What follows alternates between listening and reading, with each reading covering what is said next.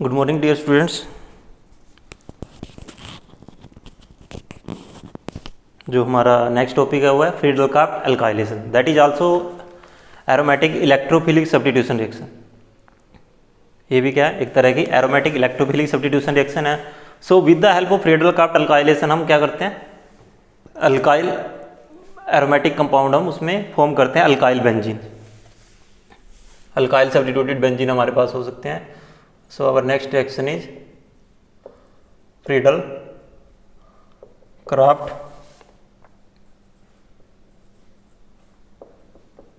अल्काइनेशन। इससे हम क्या करते हैं, अल्काइल सब्स्टिट्यूटेड बेंजीन हम इसमें फॉर्म करते हैं। बेंजीन को हम alkyl halide plus Lewis acid AlCl3 BF3 FeCl3 different type के लुईस एसिड के साथ हम उसको ट्रीट करते हैं, और जो हमारे पास फाइनल प्रोडक्ट होता है वो होता है अल्काइल सब्स्टिट्यूटेड बेंजीन्स। हमारे पास फाइनल प्रोडक्ट क्या होगा, अल्काइल सब्स्टिट्यूटेड बेंजीन्स। सो अगर मैं बात करूँ, ये मेरे पास बेंजीन है,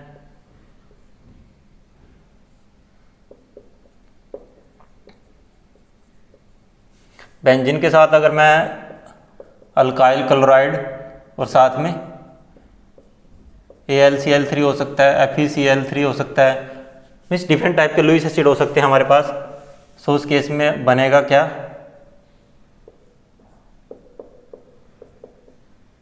R plus HCl plus AlCl3, और ये क्या होगा हमारे पास alkyl benzene.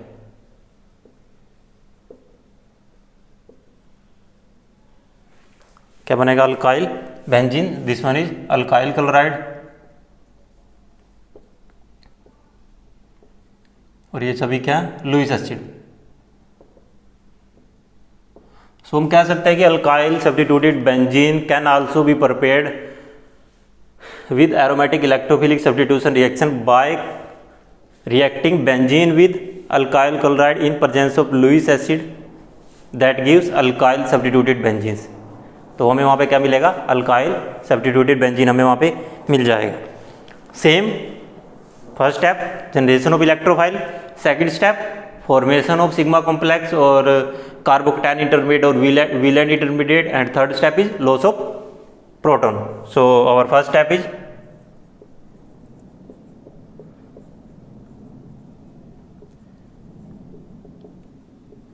Generation of electrophile.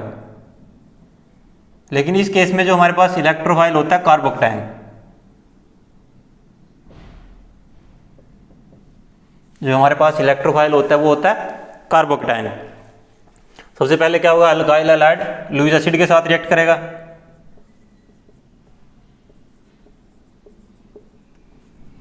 Same इसमें भी जैसे हैलोजनेशन रिएक्शन जो हमने स्टडी की थी, क्लोरीन के साथ लुईस एसिड हमने यूज किया था, सेम रोल यहाँ पे रहता है कि जो अल्काइल क्लोराइड होता है वो AlCl3 के साथ रिएक्शन करके वो उसको पोलराइज कर देता है यहाँ पे अल्काइल क्लोराइड को।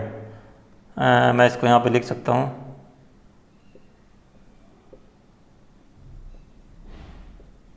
इस पे नेगेटिव चार्ज होता है, इस पे होता है पॉजिटिव चार्ज, और इसको हम बोलते हैं इलेक्ट्रोफाइल और पोलराइज्ड अल्काइल हैलाइड। क्योंकि जो लुईस एसिड होता है वो क्या करता है, अल्काइल हैलाइड को पोलराइज कर देता है, और पोलराइज करने से वहाँ पे इलेक्ट्रोफिलिक करैक्टर जनरेट हो जाएगा। और इस केस में जो हमारे पास इलेक्ट्रोफिलिक करैक्टर में हमारे पास इसमें होता है कार्बोकैटायन। तो यहाँ पे जो R पॉजिटिव है वो क्या आ जाए, कार्बोकैटायन की तरह एक्ट करेगा, दिस वन। ओके, ये क्या हमारे पास alkyl chloride, this one is Lewis acid, electrophile बनाएगा या पोलराइज अल्काइल हैलाइड वहाँ पे बन जाएगा। सो सेकंड स्टेप क्या हमारे पास, फॉर्मेशन ऑफ कार्बोकैटायन इंटरमीडिएट और sigma complex. So now we discuss second step is the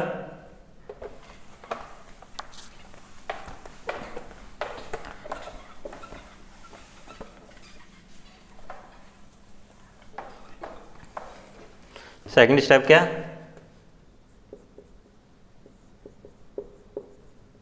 formation of sigma complex या carbocation intermediate, formation of sigma complex और carbocation intermediate.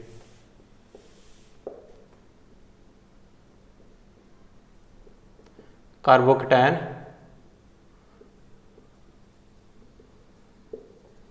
Intermediate. Same benzene क्या करेगी, जो इसमें पॉजिटिव एंड है, polarise alkyl halide का जो पॉजिटिव एंड है उसको अप्रोच करेगी या उसके साथ वहाँ पे वो रिएक्ट करेगी इस तरह से। जो बेंजीन है वो क्या करेगी, उसके पॉजिटिव एंड है, जो पॉजिटिव एंड क्या था,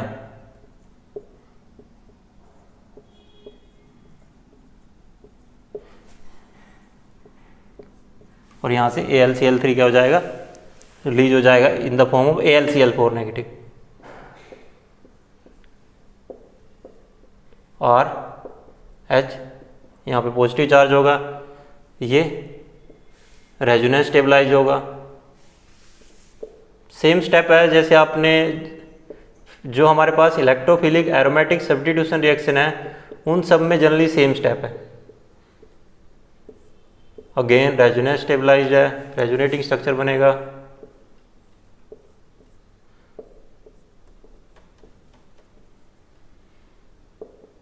पॉजिटिव चार्ज, और मैं अगर इसका हाइब्रिड स्ट्रक्चर यहाँ पे बनाना चाहूँ इस तरह से मैं इसका हाइब्रिड स्ट्रक्चर बना सकता हूँ।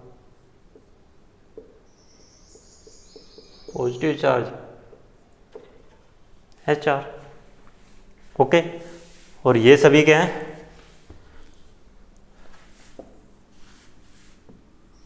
Resonance stabilise कार्बोकटैन।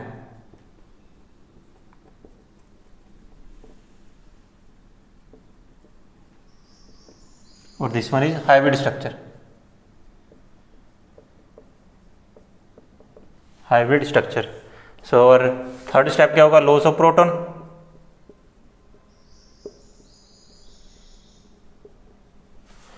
Loss of proton में क्या होगा, AlCl4 नेगेटिव हाइड्रोजन को अट्रैक्ट करेगा, वहाँ पे AlCl3 और HCl हमारे पास बन जाएगा। यहाँ पे positive charge, hydrogen, here is alkyl group and here is AlCl4 negative, and then this one attract this one and this one. So this one is slow step and this one is the first step. So here is formation of alkyl benzene plus aluminum chloride plus HCl.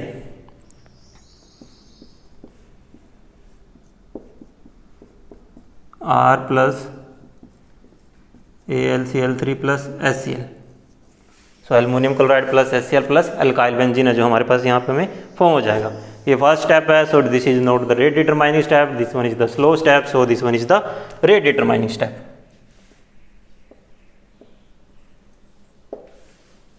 ये क्या हमारे पास rate determining step है। Third step क्या था हमारे पास, loss of carbocation. Okay, sorry no no no no loss of carbocation, third step is our loss of proton from sigma complex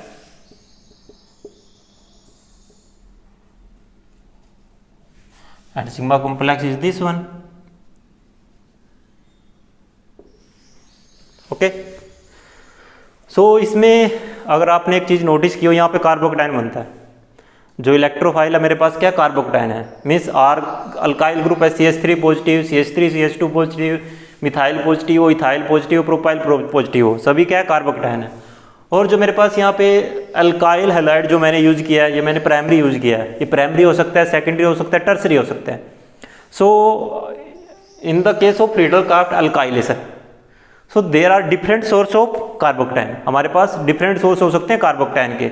सो जो हमें इसमें नेक्स्ट डिस्कस क्या करना है, नेचर ऑफ इलेक्ट्रोफाइल की, जो हमारे पास इलेक्ट्रोफाइल होगा उसका क्या नेचर होगा, हमारे पास कितने टाइप के इलेक्ट्रोफाइल हो सकते हैं। या एक छोटी सी अगर मैं बात कहूँ आपको, जहाँ से भी कार्बोकटैन जनरेट हो रहा है, कहीं से भी अगर कार्बोकटैन जनरेट हो रहा है, वो अल्कोहल से हो रहा हो, एल्कीन से हो रहा हो, अल्काइल हैलाइड से हो रहा हो, जहाँ से भी कार्बोकटैन सोर्स मिल रहा है वो बेंजीन के साथ हमेशा Friedel craft alkylation reaction show करेगा। सो अभी हम देखते हैं नेचर ऑफ इलेक्ट्रोफाइल।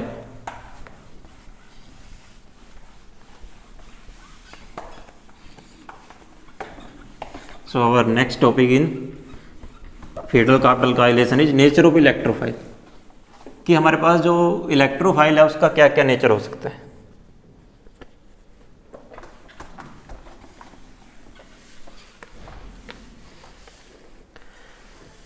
हमारे पास जो इलेक्ट्रोफाइल है उसका क्या किस तरह का नेचर हो सकता है। देखो एक छोटी सी बात मैं आपको बताता हूँ कि जब प्राइमरी अल्काइल हैलाइड की हम बात करेंगे तो उस केस में हमेशा हमें पोलराइज्ड अल्काइल हैलाइड ही होगा, और जो बेंजीन जो पोलराइज्ड अल्काइल हैलाइड का जो पॉजिटिव एंड होगा वही क्या करेगा, बेंजीन रिंग को अप्रोच करेगा। या बेंजीन रिंग क्या करेगा, जो पॉजिटिव एंड होगा पोलराइज्ड अल्काइल हैलाइड का उसको अप्रोच करेगा। But in the case of secondary and tertiary alkyl halide, जो टर्शियरी अल्काइल हैलाइड होगा वो हमें एक प्योर कार्बोकेटायन देगा, क्योंकि जो टर्शियरी कार्बोकेटायन होता है वो ज़्यादा स्टेबलाइज होता है, इसलिए हमेशा वो टर्शियरी कार्बोकेटायन क्या होगा, हमेशा हमें प्योर कार्बोकेटायन देगा। और सेकेंडरी का जनरली जो बॉर्डर लाइन पे रहता है वो कभी प्योर कार्बोकेटायन दे भी सकता है, या वो पॉजिटिव एंड की तरह उसमें उसका पोलराइज्ड होगा वहाँ पे।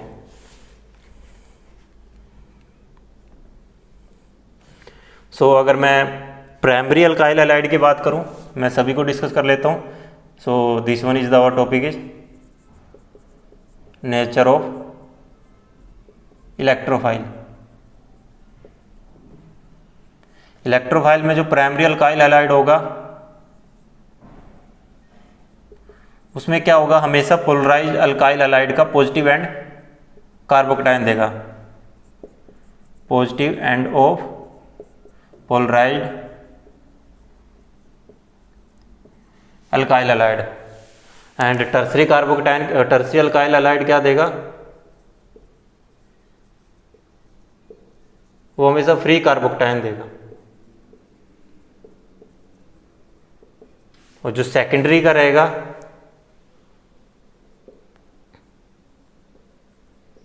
जो सेकेंडरी अल्काइल हैलाइड रहेगा वो बॉर्डर लाइन पर रहेगा, depending upon the reaction, border line and give depending upon reaction condition, कि किस तरह की रिएक्शन कंडीशन है वो उस पर डिपेंड करेगा, डिपेंडिंग रिएक्शन कंडीशन। सो हमारे पास डिफरेंट टाइप के अल्काइल हैलाइड इस तरह से हो सकते हैं। अब जैसे मेरे पास ये है,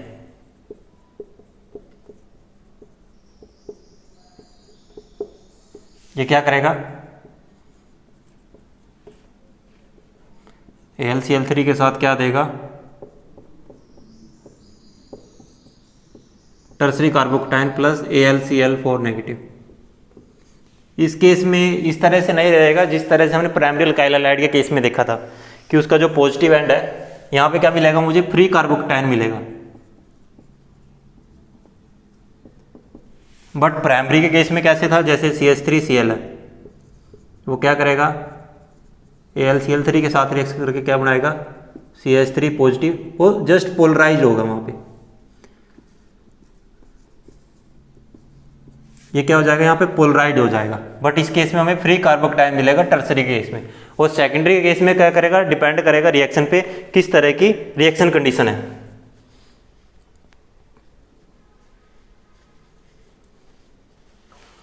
ओके, ये तो हमारे पास अल्काइल हैलाइड की मैंने बात की कि अगर डिफरेंट टाइप के अल्काइल हैलाइड हमारे पास अवेलेबल हैं इन द रिएक्शन, सो तब हमारे पास किस तरह से होगा।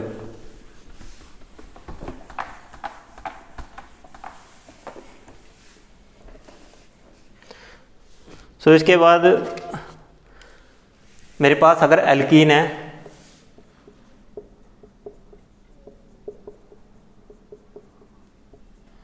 और इसमें मैं एसिड डालता हूं, एल्कीन विद एसिड क्या देगी,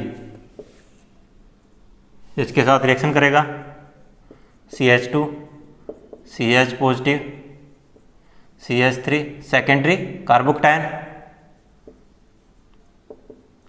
ये भी क्या करेगा, जो सेकेंडरी कार्बोकेटायन यहाँ पे बना है, अगर मैं इसको बेंजीन के साथ रिएक्शन करता हूँ, अगर मैं बेंजीन के साथ इसकी रिएक्शन करता हूँ विद H2SO4, सो मुझे जो मैं फाइनल प्रोडक्ट लिख रहा हूँ इन केसेस में, मैकेनिज्म मैं नहीं बता रहा यहाँ पे, बनेगा क्या, CH CH3 CH2 CH3। Okay, so this one is also an source of an electrophile. Alkene भी क्या हमें कार्बोकेटायन दे सकती है। सो एल्कीन के केस में भी ये क्या है, ये भी क्या फ्रीडल क्राफ्ट अल्काइलेशन है, FC अल्काइलेशन। ये भी क्या है, फ्रीडल क्राफ्ट अल्काइलेशन है। ओके, क्लियर है। कि एल्केन विद लुईस एसिड या alkene with acid H2SO4 HCl H3PO4 also give an source of an electrophile or carbocation that react with benzene ring also give Friedel-Crafts alkylation। जो वो benzene ring के साथ react करेगा वो भी क्या देगा, फ्रीडल-क्राफ्ट अल्काइलेशन रिएक्शन हमें वहाँ पे परफॉर्म होगी। सो ये तो एल्कीन होगी, मीन्स कोई भी मॉलिक्यूल मेरे पास हो सकता है वहाँ पे, कोई ज़रूरी नहीं है। ये हो गया। सपोज करो मेरे पास ये है,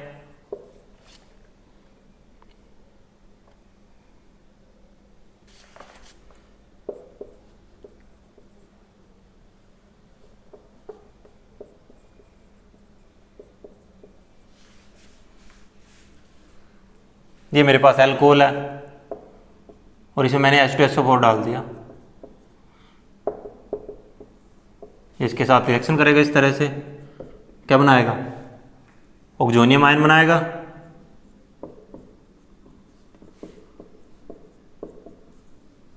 वाटर यहां से रिलीज होगा और this one is also secondary carbocation. ये भी क्या है, ये भी इलेक्ट्रोफाइल का सोर्स है। सो जो नेचर ऑफ इलेक्ट्रोफाइल है वो किसी भी तरह से हो सकता है, वो अल्कोहल से आ सकता है, अल्काइल हैलाइड से आ सकता है और एल्कीन से भी आ सकता है इवन।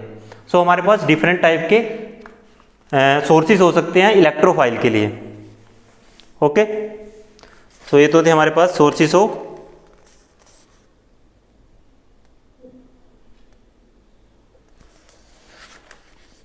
इसके बाद अगर मैं बात करूं इस रिएक्शन की कुछ लिमिटेशंस हैं।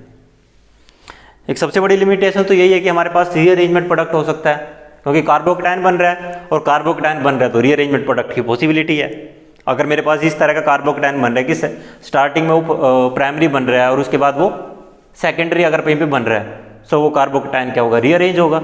ऑब्वियस सी बात है, मैंने आपको बता रखी है एक बात कि जब भी कोई भी रिएक्शन अगर कार्बोकेटायन के थ्रू प्रोसीड होती है और उसमें रीअरेंजमेंट की पॉसिबिलिटी है कि प्राइमरी से सेकेंडरी या सेकेंडरी से टर्सरी में कन्वर्ट हो सकता है। सो जो मेरा फाइनल प्रोडक्ट होगा वो क्या होगा, जो रीअरेंज कार्बोकेटायन के बाद जो स्टेबल कार्बोकेटायन बना है उसी के थ्रू मेरे पास फाइनल प्रोडक्ट होगा। सो हम बात कर रहे हैं लिमिटेशंस। लिमिटेशन में फर्स्ट क्या है, रीअरेंजमेंट ऑफ कार्बोकेटायन।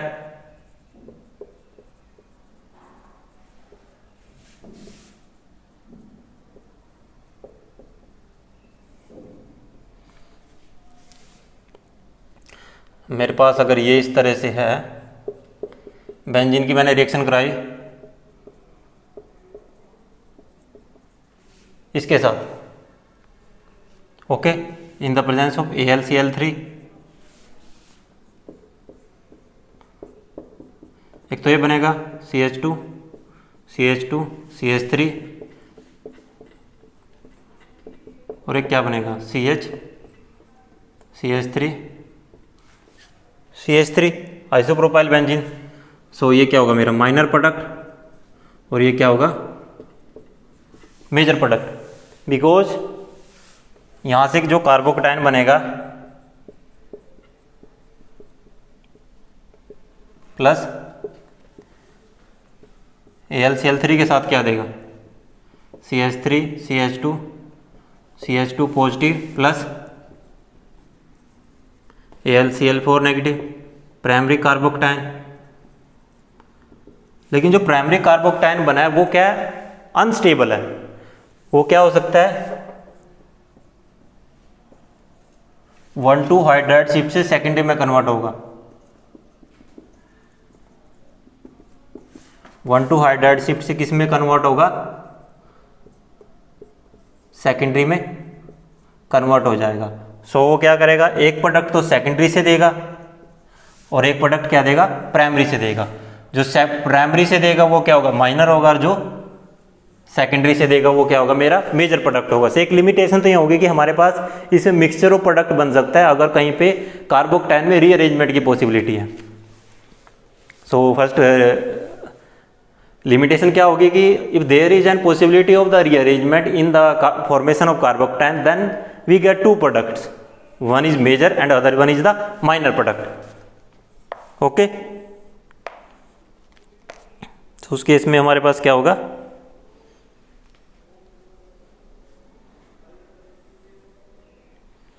उसके बाद इसमें सेकंड इसकी पॉसिबिलिटी क्या है,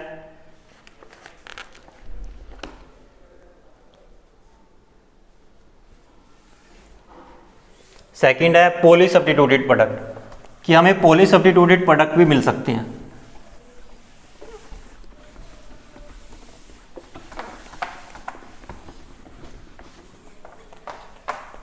सेकंड लिमिटेशन क्या है, formation of poly substituted product,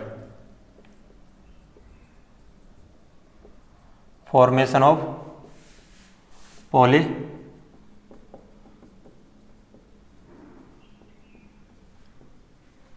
substituted product. Poly substituted product generally किस तरह से मिलेगा हमें, जैसे मेरे पास बेंजीन है,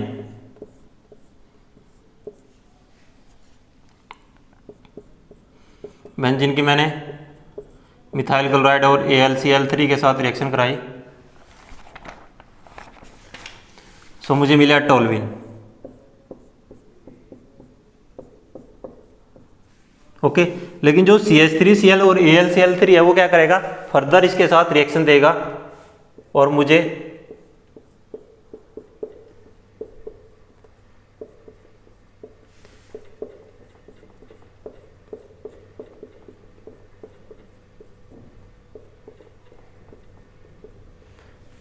क्या मिलेंगे, उसमें डिफरेंट टाइप के प्रोडक्ट मिलेंगे, कि ऑर्थोजाइलिन भी मुझे वहाँ मिल सकता है, मेटाजाइलिन भी मिलेगा, प्लस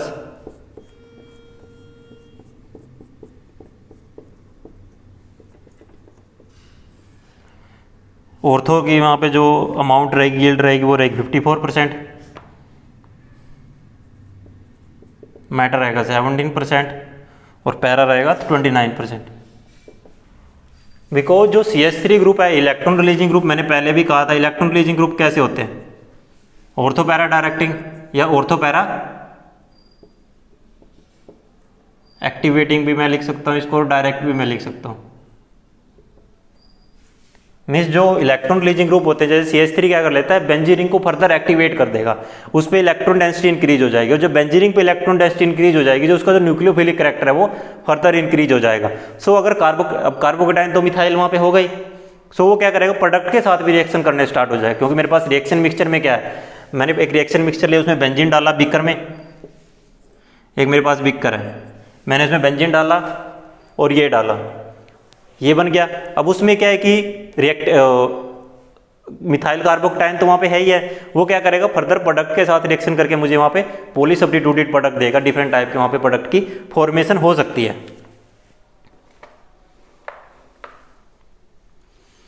सो इसके बाद इसमें कुछ मेन पॉइंट्स हैं, ऑब्जर्वेशंस हैं, लिमिटेशंस में और क्या है,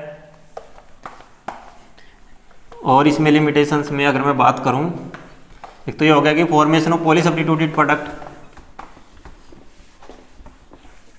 मैं अल्काइल हैलाइड की जगह अराइल हैलाइड नहीं यूज कर सकता। थर्ड क्या है, we can't use aryl halide in place of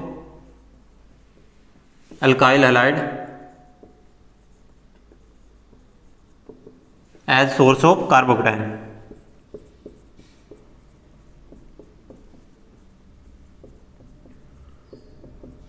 as source of carbocation, क्योंकि सपोज करो मेरे पास ये है और मैंने इसकी AlCl3 के साथ रिएक्शन कराई, सो मुझे मिलेगा क्या,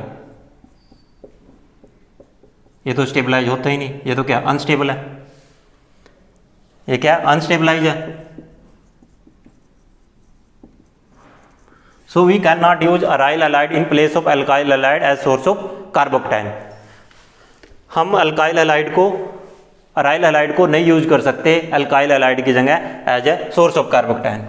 ओके, एंड हम नाइट्रोबेंजीन की फ्रीडल क्राफ्ट अल्काइलेशन नहीं कर सकते।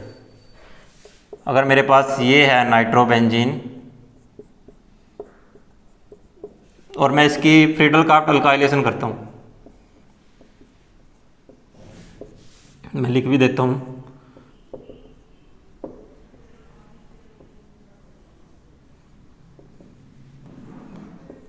सो वहाँ पे कोई रिएक्शन नहीं होगी, क्योंकि जो नाइट्रो ग्रुप है वो इतना इलेक्ट्रॉन विड्रॉइंग ग्रुप है,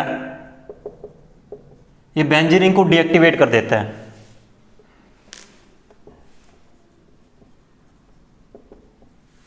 डीएक्टिवेट बेंजीन रिंग का मतलब क्या है कि उसका जो न्यूक्लियोफिलिक करैक्टर है यहाँ पे कम हो जाएगा। जो जब उसके पास इलेक्ट्रॉन डेंसिटी इतनी कम हो जाएगी कि वो इलेक्ट्रोफाइल को अप्रोच ही नहीं कर पाएगा। ये क्या करेगी, इलेक्ट्रोफाइल को अप्रोच ही नहीं करेगी, क्योंकि इलेक्ट्रॉन नाइट्रो ग्रुप क्या होता है, इतना इलेक्ट्रॉन विड्रॉइंग ग्रुप है, ये क्या करेगा,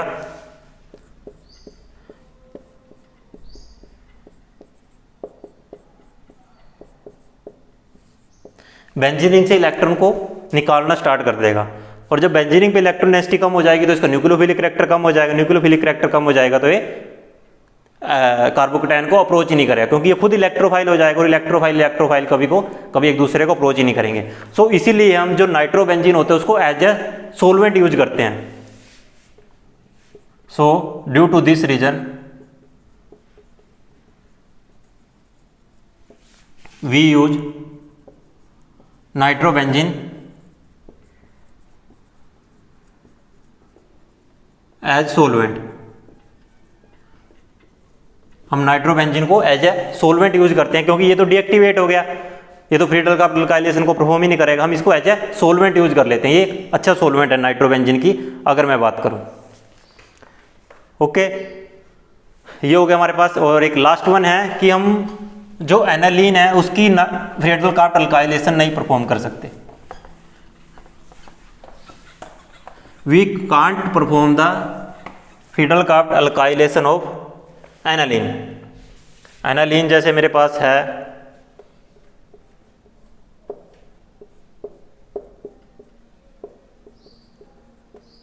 एनालीन को मैं किसके साथ रिएक्ट कराऊंगा, AlCl3 के साथ रिएक्शन कराऊंगा। तो उस केस में क्या होता है कि एनालीन लुईस एसिड के साथ रिएक्शन करके, बिकॉज ये कैसा है, ये लुईस बेस है और ये कैसा है, लुईस एसिड है। लुईस एसिड और बेस के बीच में रिएक्शन होगी, वहां पे एक साल्ट फॉर्मेशन हो जाएगी, NH2 positive AlCl3 negative.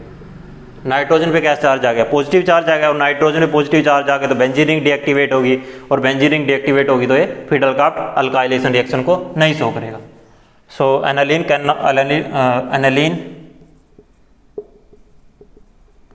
not give free radical carbon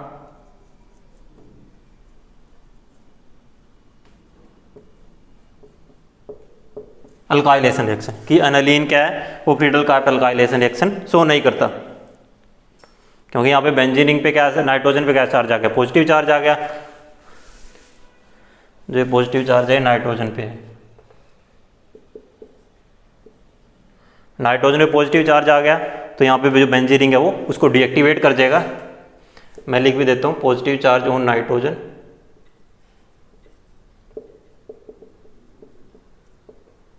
deactivate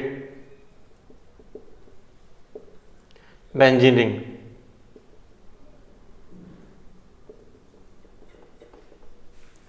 benzene ring को क्या कर देगा, डीएक्टिवेट कर देगा, और यहाँ पे free radical carbon alkylation reaction क्या है वो परफॉर्म नहीं होगी। इसके बाद एक रिएक्शन और है intramolecular free radical carbon alkylation. So our next topic in the reaction of free radical carbon alkylation is intramolecular free radical carbon alkylation. Intramolecular में क्या होता है कि हमारे पास जो कार्बोकेटायन का जो सोर्स है वो रिएक्शन में ही होता है।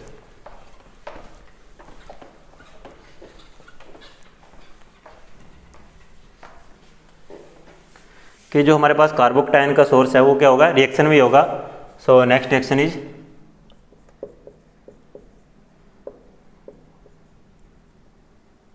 Intramolecular free radical carbon alkylation. मेरे पास ये एक रिएक्टेंट है,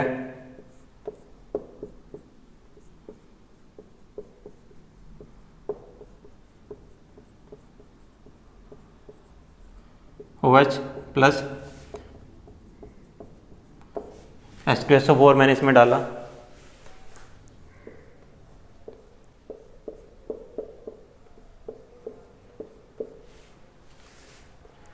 ये मेरे पास क्या है, इंट्रामोलिकुलर फिडेलक्राफ्ट अल्काइलेशन। फिडेलक्राफ्ट अल्काइलेशन किस तरह से है, ऑक्सीजन के पास क्या, अनसेड पेयर ऑफ इलेक्ट्रॉन,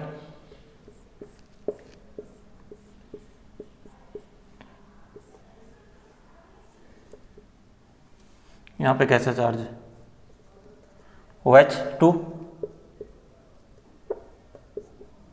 इस पे कैसा चार्ज आ गया, पॉजिटिव चार्ज आ गया, वाटर यहाँ से रिलीज होगा,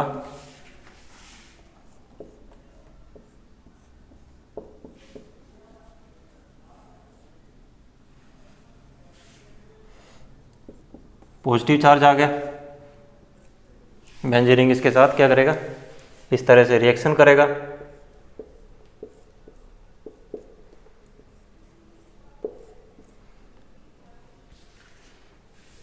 ओके। यहाँ पे गैस चार्ज आ गया, पॉजिटिव चार्ज आएगा, और यहाँ पे क्या, हाइड्रोजन HSO4 नेगेटिव, इसको क्या करेगा इस तरह से, और ये यहाँ पे, और जो फाइनल प्रोडक्ट होगा वो इस तरह से होगा। सो इंट्रामोलिकुलर फिडेलक्राफ्ट अल्काइलेशन में क्या है कि अगर हमारे पास जो कार्बोक्टाइन का जो सोर्स है वो एक ही मॉलिक्यूल में है, इसमें मैंने अलग से अल्कोहल नहीं यूज किया, ओके। यहाँ पे क्लोरीन भी हो सकता है, क्लोरीन होगा तो यहाँ पे AlCl3 हो जाएगा, तब भी क्या होगा, सेम प्रोडक्ट मिलेगा। सो इंट्रामोलिकुलर फिडेलक्राफ्ट अल्काइलेशन में क्या होता है कि the source of the benzene ring and the source of an carbocation, ये source of an electrophile is present on the same molecule, एक ही मॉलिक्यूल में हमारे पास दोनों सोर्स होते हैं। सो उस केस में हमारे पास क्या होते हैं, इंट्रामोलिकुलर फिडेलक्राफ्ट अल्काइलेशन। सो एक बार इंट्रामोलिकुलर फिडेलक्राफ्ट अल्काइलेशन को आप देख सकते हो। सो उसके बाद जो हमारी नेक्स्ट सेक्शन रहेगी फिडेलक्राफ्ट असाइलेशन की हम बात करेंगे। सेम होती है जैसे अल्काइलेशन होती है, सेम इसी तरह असाइलेशन होती है, बस उसमें जो इलेक्ट्रोफाइल का सोर्स है वो चेंज हो जाएगा कि उस केस में हम बात करेंगे फिडेलक्राफ्ट उसमें हम असाइल क्लोराइड या एसिटिक अनाइडाइड, हम वो डिफरेंट टाइप के सोर्स वहाँ पे यूज करेंगे। और जो हमारे पास इलेक्ट्रोफाइल होगा वो होगा असाइल आयन, जो हमारे पास इलेक्ट्रोफाइल का सोर्स होगा असाइलियम आयन, ओके। अगर आपको जो मैंने टॉपिक समझाया अगर वो समझ में आया, सो वीडियो को लाइक करना और अपने जो फ्रेंड्स हैं उनके साथ शेयर करना और चैनल को सब्सक्राइब करना नहीं भूले। So thank you for watching the video.